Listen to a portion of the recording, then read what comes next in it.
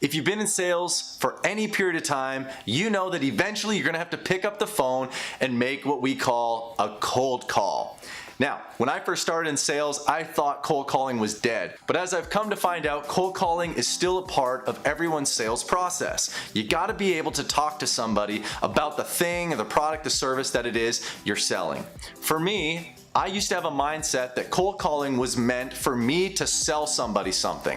And I found that if I kept that mindset, I'd never pick up the phone. I always felt like the phone weighed 1,000 pounds, like I was trying to lift up an elephant in order to make a cold call. My mindset shifted when I realized what I was really doing when I made a phone call. It wasn't me trying to sell somebody something, it was me trying to make an introduction so that the end consumer knew that I even existed.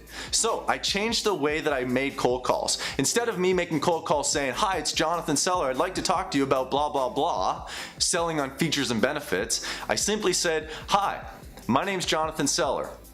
I'm not sure if my name rings a bell." And what I was doing was actually creating what we call a pattern interrupt.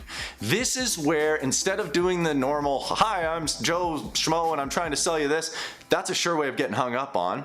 I wanted to create a pattern interrupt. The pattern interrupt is to jog your prospect's mind. Get them to be a little bit curious at the beginning of every cold call.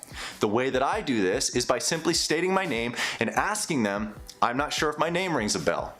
So you might want to try that. It might make cold calling a little bit less disastrous, a little less miserable, and you may actually find more success this way. Because what's happening is the prospect isn't thinking you're trying to sell them anything. He's now jogging his mind thinking, "How do I know them?"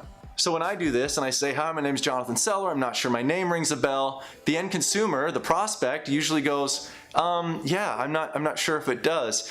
Then I say, "Do you mind if I take 30 seconds and I can tell you the reason why I'm calling? You can let me know if it's worth the conversation."